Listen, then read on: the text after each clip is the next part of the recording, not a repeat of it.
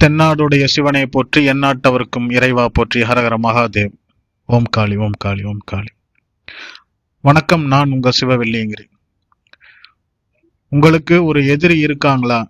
காரணமே இல்லாம உங்களை தொந்தரவு பண்றாங்களா?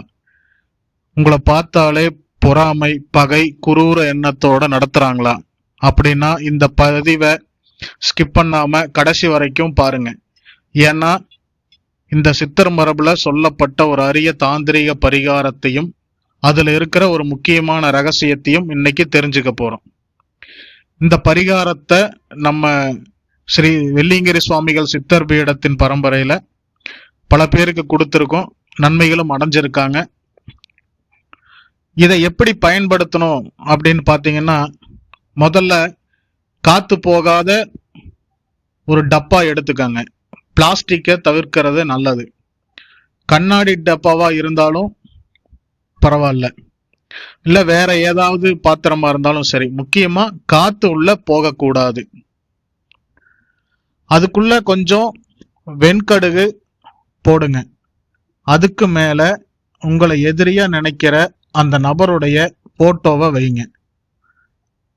அந்த போட்டோவோட பின்னாடி கருப்பு இங்கு பேனாவில் அந்த நபருடைய பெயரை எழுதி, இவர் என்னை விட்டு அமைதியாக விலகட்டும், என்னை பற்றிய பகை எண்ணம் நீங்கட்டும் அப்படின்னு எழுதுங்க.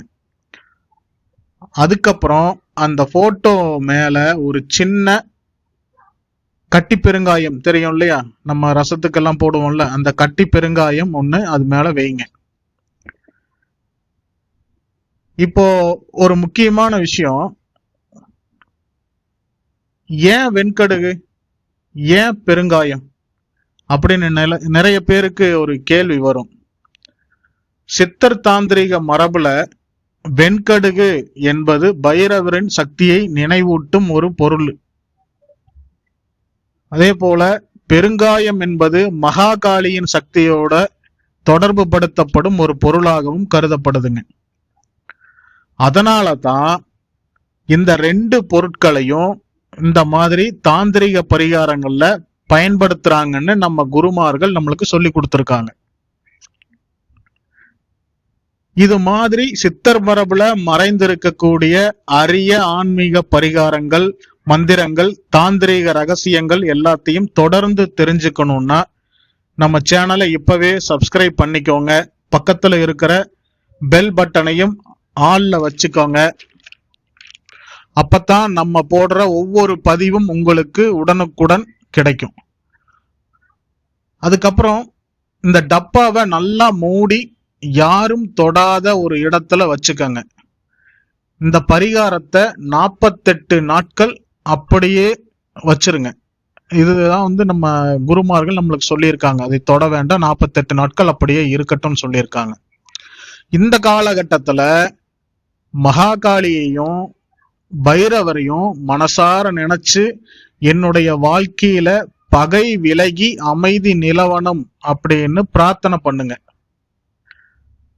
நம்ம குருமார்கள் சொல்லி கொடுத்த இந்த மாதிரி பரிகாரங்களை செய்யும் போது யாருக்கும் தீங்கு வரணும் என்ற எண்ணத்தோட இல்லாம நம்ம வாழ்க்கையில இருக்கிற பகை, மனக்கசப்பு, எதிர்மறை சூழ்நிலைகள் விலகணும் என்ற நல்லெண்ணத்தோட செய்யறது தான் சிறப்பு.